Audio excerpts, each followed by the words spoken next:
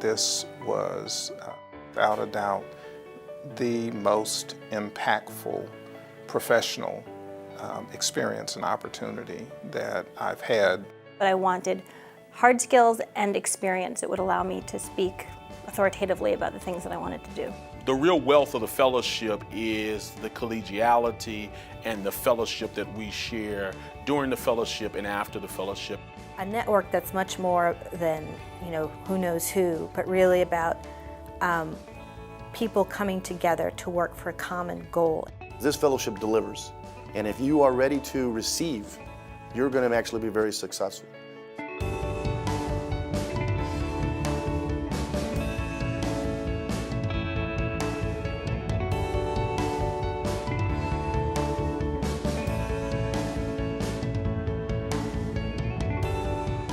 I think all the principles of what it wanted to offer resonated with me. Having an opportunity to think a bit more about the systems and policies affecting that population that I love to care for so much. We used to say the dentists are relegated to the kiddie table, and the doctors make the decisions and then include dentistry as an icing on the cake.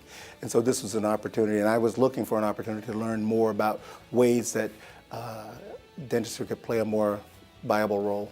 I was mid-career at the time I applied to the fellowship, and I'd been aware of the fellowship for quite a while before I actually made the leap to apply.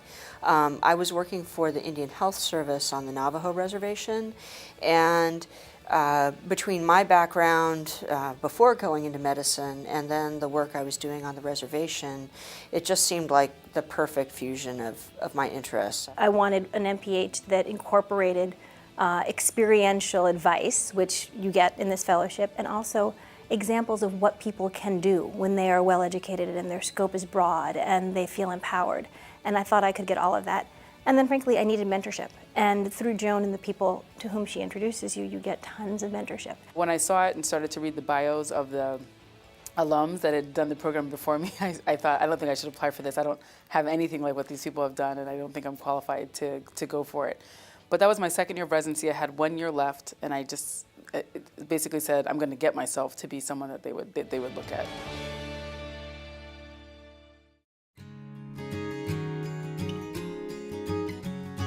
This truly did transform who I am as a doctor, as a advocate for poor and underserved, and simply as an operational aspect of the healthcare system. I learned a great deal about policy and those pressure points I talked about and how policy really does impact the system at the front line. I learned, frankly, about the healthcare system at a broader level. The whole purpose is to really expose you as a physician to the things you're not aware of, that no one else has already given you the opportunity to explore in depth for many of us. And so for me, that was far more attractive than a preventive medicine residency program where I may have been able to get a master's of public health and healthcare management and policy, but it wasn't the same level of immersion into really understanding policy. I expected that I was going to learn a set of skills that I could take back with me to do some research, to implement some policy.